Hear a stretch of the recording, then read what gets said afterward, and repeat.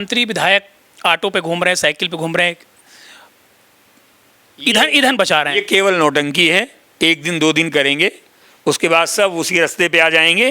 अब प्रधानमंत्री जी ने दिखा दिया एक दिन, तो अब उस नौटंकी को लोग फॉलो कर रहे हैं। कोई ऑटो से चलेगा, कोई बाइक से चलेगा। क्या रोज ही बाइक से चलेंगे क्या हो?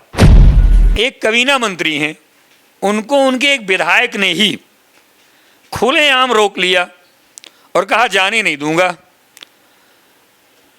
तमाम मीडिया में आया कि नहीं, नोटिस मिलेगी, नोटिस मिलेगी, नोटिस मिलेगी। एक अकेला विधायक, उसने अपनी पार्टी की पूरी व्यवस्था को, नियम कानून को ध्वस्त कर दिया और कबीना मंत्री को सही मुद्दे पे घेरा। मुद्दा तो सही था। भाई आपकी इज्जत देख लो कि आप एक दिन पार्टी चोखा के बहाने 50 लोग बैठे और ऐसा पेंच कसा गया कि दोबारा बैठने की हिम्मत ही नहीं हो पाई। आप अपनी बात नहीं करते हो। ये लोग केवल धर्म की बात करके जनता को मूर्ख बना के अपना काम बनाते हैं। हम लोग भगवान राम को दिल में, आत्मा में रखते हैं। और आप देख लीजिए, भगवान परशुराम जी भी विष्णु जी के छठे अवतार और भगवान राम 7वें अवतार। तो राम जी के ही अवतार को जैसे ही भारतीय जनता पार्टी की सरकार बनी, उनको महापुरुष बता के जन्मोत्सव की छुट्टी खत्म कर दिया गया। तो आप बताइए कि ये असली राम भक्त हैं कि हम लोग असली राम भक्त हैं? कहने का मतलब ये है कि स्वर्गीय मुलायम सिंह यादव जी की सरकार में भगवान परशुराम जी के जन्मोत्सव की छुट्टी थी, वो जारी रही अखिलेश जी के नेतृत्व में। ऐसा क्या समस्या आ गई भारतीय जनता पार्टी की सरकार को, जो धर्म की सबसे बड़ी ध्वजावाहक अपने को बताती है, कि भगवान परशुराम जी की छुट्टी खत्म कर देनी पड़ी और महापुरुष बता के। महापुरुष और भगवान में तो अंतर है भाई। आप देख लीजिए, मेरे पास रिकॉर्ड में आपको दे दूंगा कि जो शासनादेश हुआ है उसमें भगवान परशुराम जी को महापुरुष बता के छुट्टी खत्म की गई है। तो हद है इन लोगों की। और हम लोग, आप देख रहे हैं, भगवान राम का मंदिर तो जनता के सहयोग से बना, सबका आंशिक सहयोग रहा होगा। लेकिन हमारे राष्ट्रीय अध्यक्ष जी भगवान भोलेनाथ जी का केदारेश्वर धाम बना रहे हैं। तो आप देख लो कि धार्मिक कौन है। तो ये कहने की बातें हैं, ये ट्रैप करते हैं, ऐसी दिशा में ले जाते हैं। अरे भाई, आप डेवलपमेंट की बात करके आप चुनाव लड़िए। परशुराम वाले मामले में आपको रोकना चाहेंगे। परशुराम जयंती की छुट्टी रद्द हुई। बीजेपी के जो बड़े बड़े ब्राह्मण नेता हैं इस पूरे मामले में चुप थे। क्या लग रहा है आपको कि पद पर हो गए लेकिन उनके पास वो पावर नहीं है? उनके पास हिम्मत नहीं है अपने नेतृत्व से ये कहने की कि नहीं साहब, आप जाएं योगी जी के पास। आप, मेरे समाज के जो लोग भारतीय जनता पार्टी में राजनीति करते हैं, ट्रोल करते हैं, तमाम बातें करते हैं, बयान देते हैं कि नहीं समाजवादी पार्टी में इज्जत नहीं है। अरे आपकी इज्जत देख लो कि आप एक दिन पार्टी चोखा के बहाने 50 लोग बैठे और ऐसा पेंच कसा गया कि दोबारा बैठने की हिम्मत ही नहीं हो पाई। आप अपनी बात नहीं करते हो। आप देख लीजिए, भारतीय जनता पार्टी में ही एक कबीना मंत्री हैं, उनको उनके एक विधायक ने ही खुलेआम रोक लिया और कहा जाने नहीं दूंगा। तमाम मीडिया में आया कि नहीं, नोटिस मिलेगी, नोटिस मिलेगी, नोटिस मिलेगी। एक अकेला विधायक, उसने अपनी पार्टी की पूरी व्यवस्था को, नियम कानून को ध्वस्त कर दिया और कबीना मंत्री को सही मुद्दे पे घेरा। मुद्दा तो सही था। उसी वहाँ के मंत्री भी पे भी हम सहमत हैं। इस बात के लिए हम उनकी तारीफ भी करते हैं कि उन्होंने सही काम किया। लेकिन हम अपने समाज के विधायकों से पूछना चाहते हैं आपके माध्यम से, अरे भाई, ऐसा क्या आपकी कमजोरी है कि आप अपने समाज के विधायकों के साथ चाय नहीं पी सकते?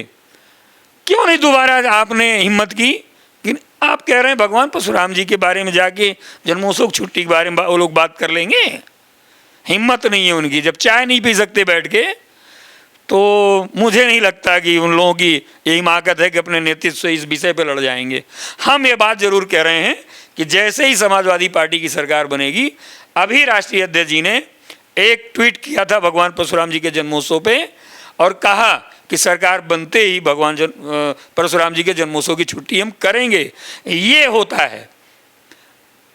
होता क्या है कि कहने को तो और है और करने को कुछ और है। तो मैं देखता हूं कि दोबारा जल्दी चाय पार्टी कब हो रही इन लोगों की। सवाल ये है कि मोदी जी ने भी कहा कि सोना ना खरीदो, तेल वर्क फ्रॉम होम कर दिया। बड़े बड़े नेता जो मंत्री आप देख रहे हैं ऑटो पे घूम रहे हैं, साइकिल चला रहे हैं और ईंधन बचा रहे हैं। तेल पेट्रोल इधर महंगा भी हो, डीजल और पेट्रोल भी महंगा हो गया। इस पूरे मुद्दे पर ये भाजपा क्या करना चाहती है? इसके पीछे की राजनीति क्या है? चुनाव खत्म, काम स्टार्ट। अब जनता झेले। डीजल महंगा, पेट्रोल महंगा, गैस महंगा, उसके बाद अब सारे सामान महंगे हो जाएंगे। अब देखिए यही है, जैसे ही बंगाल का चुनाव बीता वैसे सारी चीज़ें लागू हो गई। अभी तक इसलिए झेल रहे थे, होना तो ये था ही, अभी बहुत बर्बादी आएगी।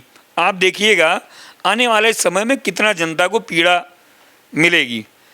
देखिए ये पता नहीं क्या हो गया है कि जिस तरह से जनता को ये लोग मान मर्दन कर रहे हैं, जनता की जेब का पैसा निकाल के। अब आप बताओ, जो लोग करोड़ों रुपए लगा के, लाखों रुपए लगा के व्यापार कर रहे हैं, ज्वेलरी का काम कर रहे हैं, वो क्या करें? वो तो नष्ट हो जाएंगे बेचारे, किसी काम के नहीं रहेंगे बेचारे। ये कोई तरीका है? अरे भाई, आप ये कह सकते हैं आप वो धंधा ही बंद कर दें। अब कोई सोना खरीदने नहीं जाएगा, आदमी तो डर जाएगा कि जब प्रधानमंत्री जी ने कह दिया तो भाई कुछ तो गड़बड़ हो जाएगा। आप देखिए अभी से लोग डरे हुए हैं कि आगे क्या फेस करना पड़ेगा। कोविड काल का समय याद करिए आप, क्या त्राहिमाम था। अभी बहुत दुर्दशा होने जा रही है। और आप देखिएगा जिस तरह से प्रताड़ना हो रही जनता की, आप देखिएगा यही जनता जो पीड़ा उसके मन में है। बंगाल का चुनाव और उत्तर प्रदेश का चुनाव डिफरेंट है, अलग वातावरण का चुनाव है। वहाँ 15 साल की एंटी इनकम्बेंसी थी ममता जी के साथ, यहाँ भाजपा की एंटी इनकम्बेंसी है बीजेपी के खिलाफ। और यहाँ की जनता उत्तर प्रदेश में 2027 में भारी परिवर्तन करेगी। और ये जो महंगाई का दंश जनता झेलने जा रही है, इसका जवाब अपने वोट से देगी। और 2027 में उत्तर प्रदेश में नई सरकार बनेगी जिसके अगुआ आदरणीय अखिलेश यादव जी हों। मंत्री विधायक ऑटो पे घूम रहे हैं, साइकिल पे घूम रहे हैं, ईंधन बचा रहे हैं। ये केवल नौटंकी है। एक दिन 2 दिन करेंगे, उसके बाद सब उसी रास्ते पे आ जाएंगे। अब प्रधानमंत्री जी ने दिखा दिया एक दिन, तो अब उस नौटंकी को लोग फॉलो कर रहे हैं। कोई ऑटो से चलेगा, कोई बाइक से चलेगा। क्या रोज़ ही बाइक से चलेंगे क्या हो? मैं आपसे पूछ रहा हूँ, जो लोग यहाँ बाइक से आए या घूमे ऑटो रिक्शा से, आप उनको दोबारा फॉलो अप ले लीजिएगा। अगर दोबारा कभी आपको उस जगह बाइक से चलते हुए दिख जाएंगे तो मैं मान लूँगा कि हाँ भाई ठीक है और बहुत अच्छा काम ये लोग कर रहे हैं। अभी जो नए नए मंत्री बने हैं, आप देख लीजिए, कई तो मैंने वीडियोस देखे कि जाम लगाएं आधा किलोमीटर। आप कितनी गाड़ी के काफिले चलते हैं? हाँ, मैं तो चलता हूँ और मेरी जो आवश्यकता है उसके अनुसार मैं चलता हूँ। आगे अगर मान लीजिए समस्या आएगी तो उस समस्या के लिहाज से हम चलेंगे, लेकिन हम अपनी आवश्यकता के अनुसार चलते हैं। और ये सही है कि जब कोई समस्या आएगी उस समस्या को भी हम लोग फॉलो करेंगे। और हम लोगों का आचरण चरित्र यही है। और मूल रूप से मैंने कहा कि ब्राह्मण समाजवादी विचारधारा का होता है, तो हमारी विचारधारा वही है। तो हम जहाँ से राजनीति शुरू किए हैं और जब तक रहेंगे समाजवादी पार्टी में ही रहेंगे, जब तक रहेंगे अखिलेश जी के साथ रहेंगे। यही मेरी अपनी क्लियर कट सोच है।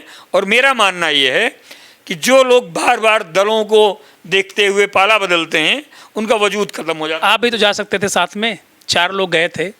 अब जाने वाले जाते होंगे, हम जाने वालों में से नहीं हैं, हम रुकने वालों में से हैं, डटकर मुकाबला करने वालों में से हैं और ये संदेश देने वालों में से हैं कि हम धोखेबाज और गद्दार नहीं हैं। चलिए, बहुत बहुत धन्यवाद। तो हमारे साथ संतोष पांडे जी थे, जिनसे बहुत से हमारे से सवाल थे जो पूछना था हमें। आज हमने पूछा भी और बहुत ही बेबाक अंदाज में संतोष पांडे जी ने जवाब दिया।